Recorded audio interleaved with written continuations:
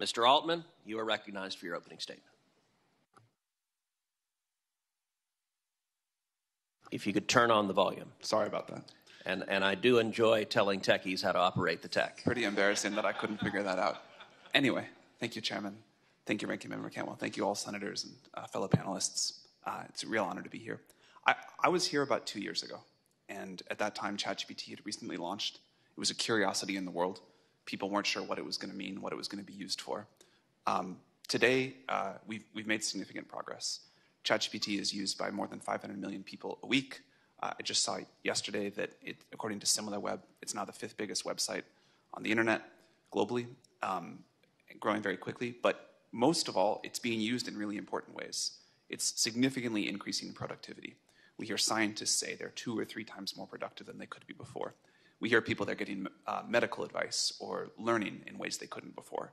And it's really, it's no longer this thing that was going to come in the future, but it's here now, and people are really using it. We're very proud to be one of the leaders of this. We're very proud that America is leading in AI so significantly.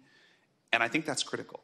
What Senator Cruz said about the importance of innovation in America, and that we have what happened with the internet, we have happen again. I believe this will be at least as big as the internet, maybe bigger.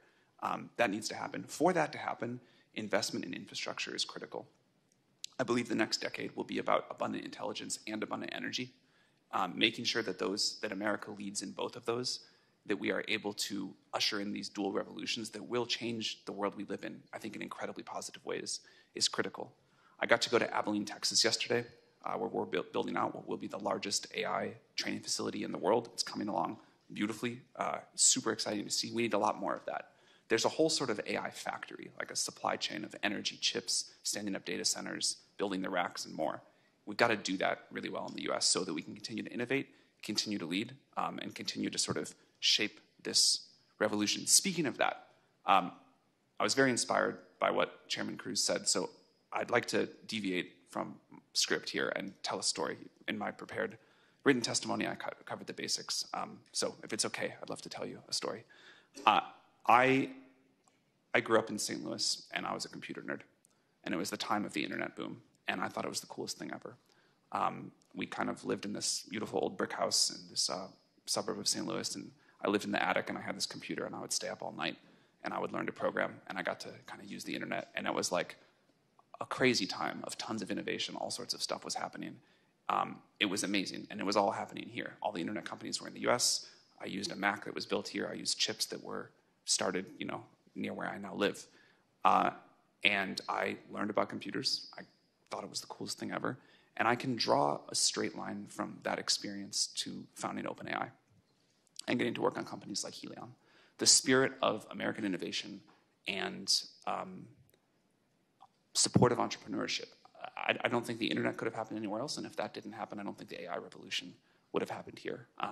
I am a child of the internet revolution. I have the great honor to be one of the many parents of the AI revolution. And I think it is no accident that that's happening in America again and again and again. But we need to make sure that we build our systems and that we set our policy in a way where that continues to happen. I think this is magic. I don't want to live in Europe either. I think America is just an incredible and special thing. And it will not only be the place where the AI revolution happens, but all the revolutions after.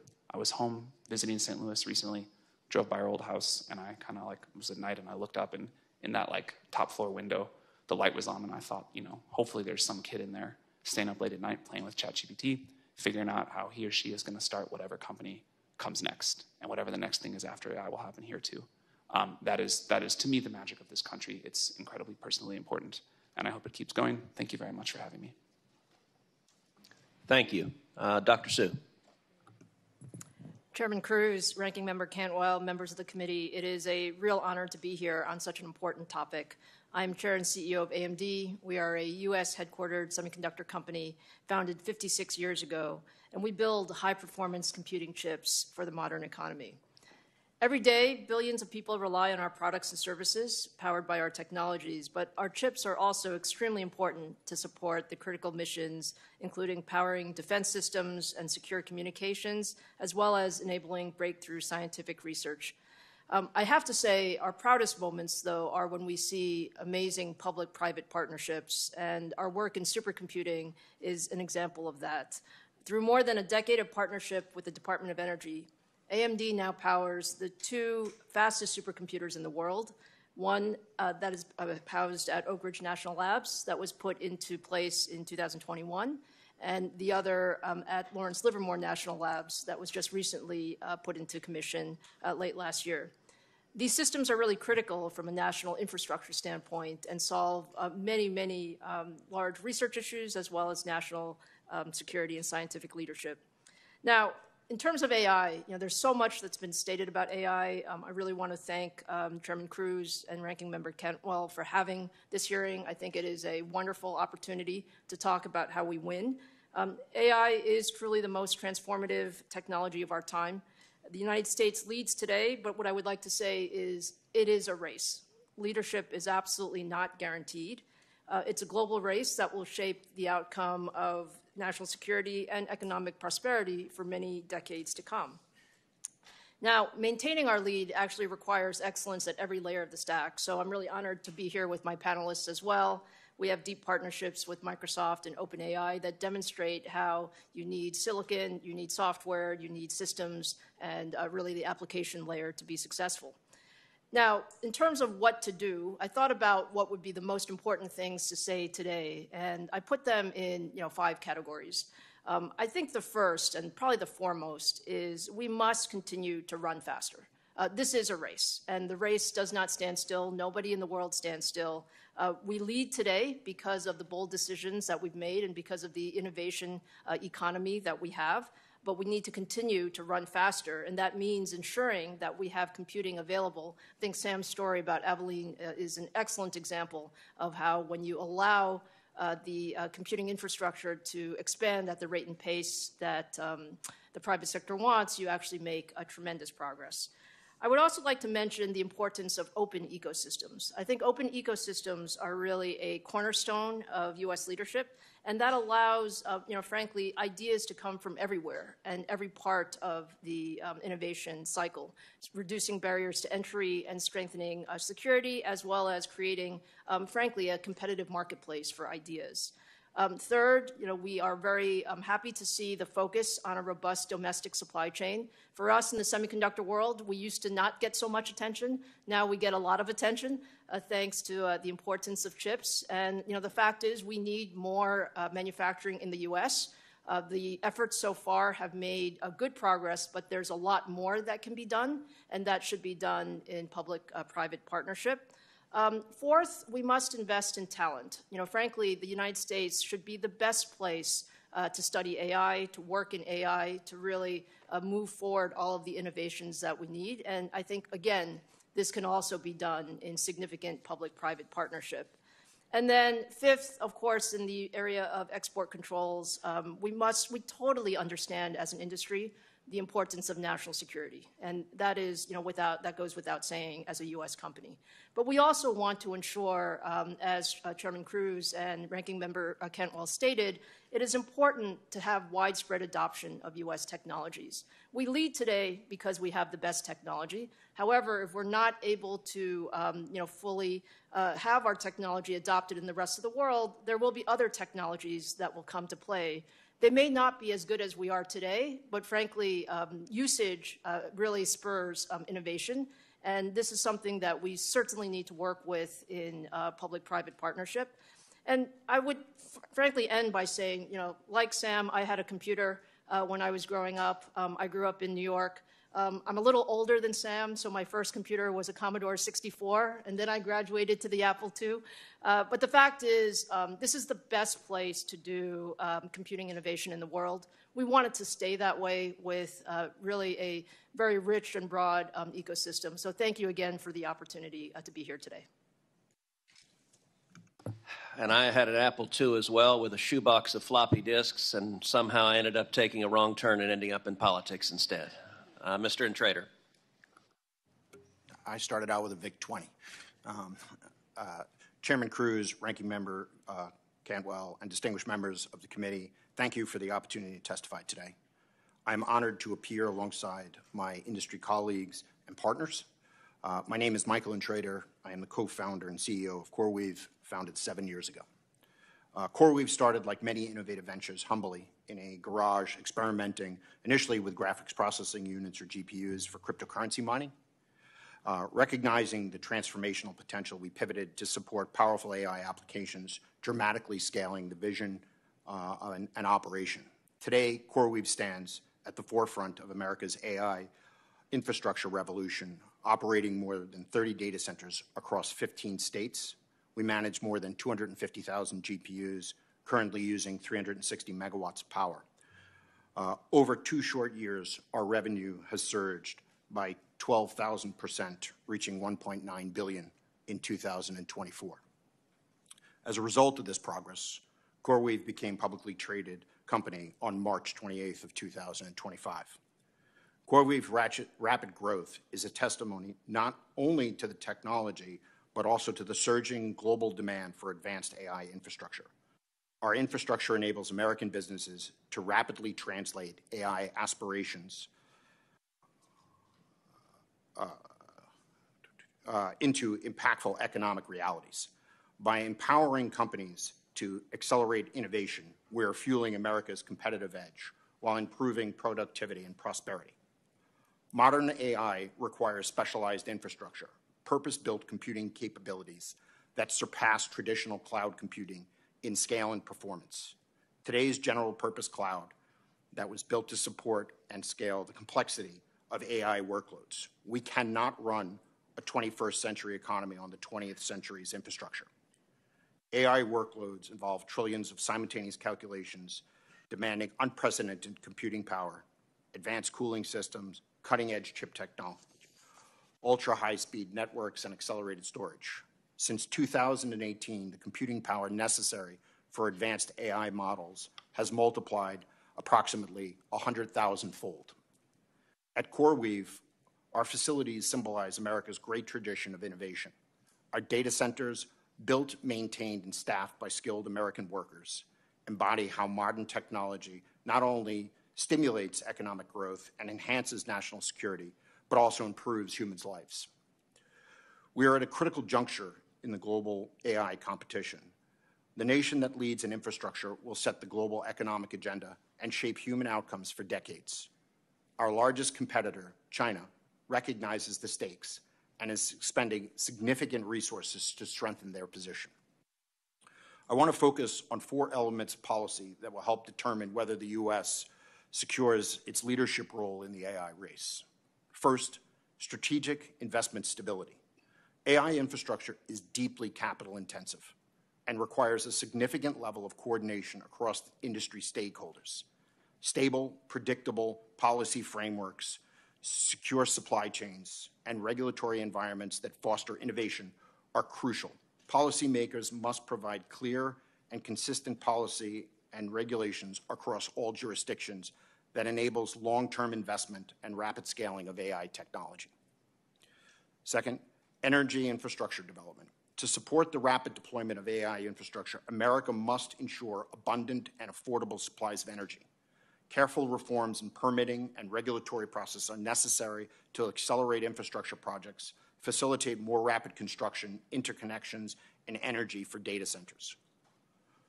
Third is global market access. Maintaining America's leadership also means ensuring our technology has fair access to global markets.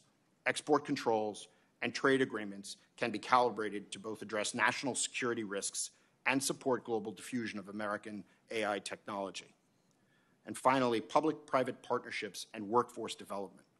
America's unique advantage in the AI race is enhanced by our powerful tradition of public-private partnership. CoreWeave is proud to co-found the New Jersey AI Hub with Microsoft, Princeton University, and the New Jersey Economic Development Initiative. Initiatives like this develop critical workforce skills, foster innovation, and ensure economies and communities are prepared for the AI-driven future. America stands ready to lead the AI revolution, which will bring enormous benefits It is a rare moment in time that we must meet. If government, industry, and all affected parties work together, the United States can win this race and seize the vast opportunity ahead of us. Thank you again for the opportunity to testify. I look forward to answering your questions. Thank you. Mr. Smith. Chairman Cruz, Ranking Member Cantwell, members of the committee, thank you for the opportunity to be here today. Let me just build on what my three colleagues have said and offer a few thoughts. The first is I just wanted to refer to the chart on this easel that shows the AI tech stack that was also in my written testimony. It makes a simple but I think important point. We're all in this together. If the United States is going to succeed in leading the world in AI, it requires infrastructure, it requires success at the platform level, it requires people who create applications. Interestingly, we at Microsoft get to work with all three of these leaders and their companies. Our success, each of our success, depends on each other's success. And what's true of the four of us is true when you look across the country and around the world at open source developers, people who are building power plants, electricians and pipe fitters who are going to work every single day. So what do we need from the Congress and the country in order to succeed?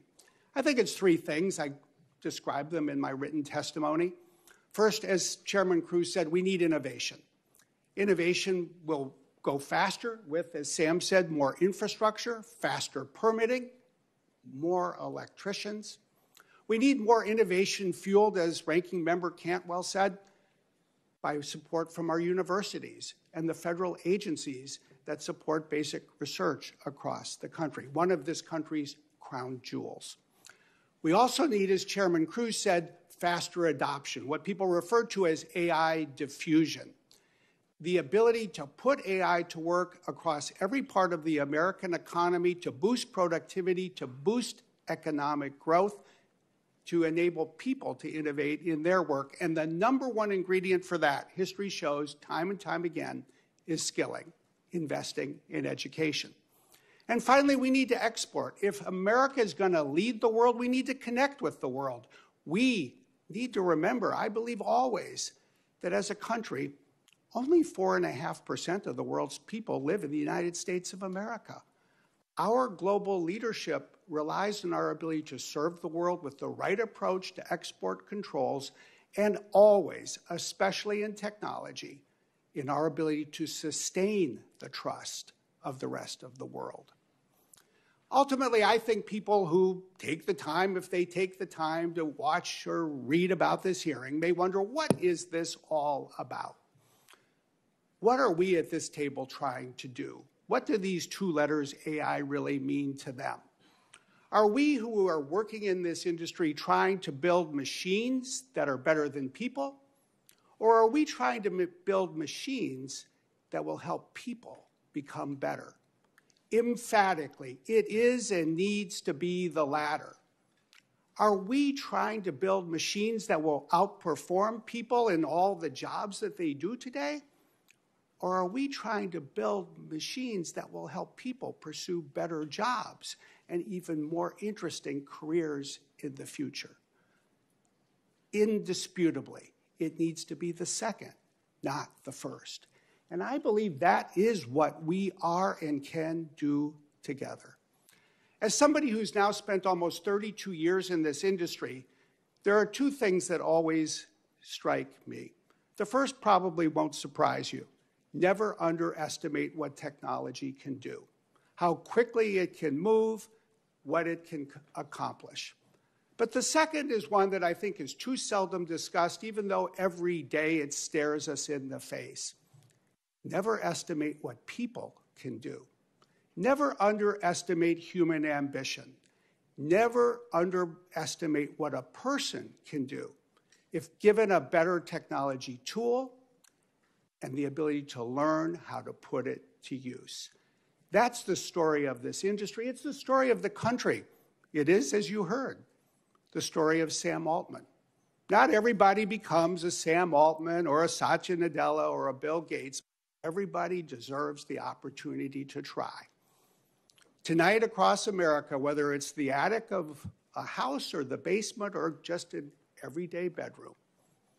There are kids with computers, with phones, with access to the internet, and now the ability to put AI to work. Let's invest in their education. Let's invest in the skills that the American public needs. Let's then invest in creating the future that the American public deserves. Thank you.